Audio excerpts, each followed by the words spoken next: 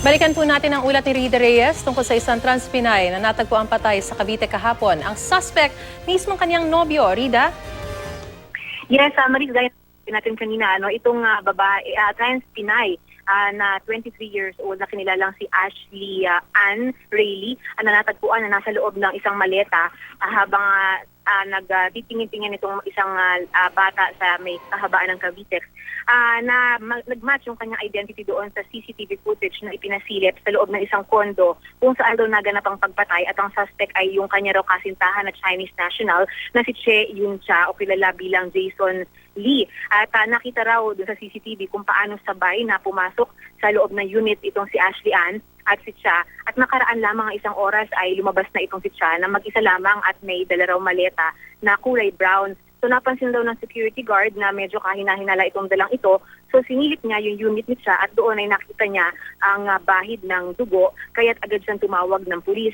Habang sinisilip Maris ng pulis itong CCTV footage ay tempo naman na bumalik sa loob ng kanyang unit itong si Cha at agad siyang nagkaroon tuloy ng pagkakataon ng mga pulis na maharang siya at maaresto. Noong una raw ay itinanggi niya ang krimen pero kalaunan ay umamin din siya na siya nga ang pumaslang sa kanyang kasintahang trans-Pinay.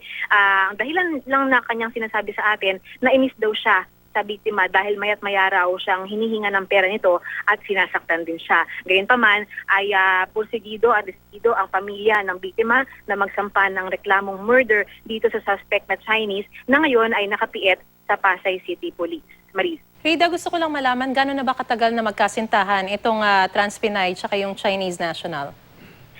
Marisa, pakikipag-usap natin dito sa Chinese. Medyo alam daw siyang salita ng English. So yung iba'y medyo in-express na lamang niya through sign language. Pero ang sabi niya, 1 month pa lamang siyang nandito sa Maynila. Siya raw ay isang turista lamang. At 1 month ago pa lamang nung makilala niya sa isang coffee shop itong si Ashley Ann. At nag-live-in na raw sila, pero sa kanilang 1 month na pag-live-in daw, lagi raw siyang hingi ng pera. Mahal daw niya itong si Ashley Ann, pero hindi na raw niya kinaya yung lagi raw nitong paghingi ng pera. Pananakit pa raw paminsan, kaya't nagawa raw niya yung pagpatay, Marie. Yung mismong trans-Pinay ang nananakit sa kanya? Yes, meron siyang allegation itong suspect na sinasaktan daw siya kapag hindi raw siya nagbibigay ng pera.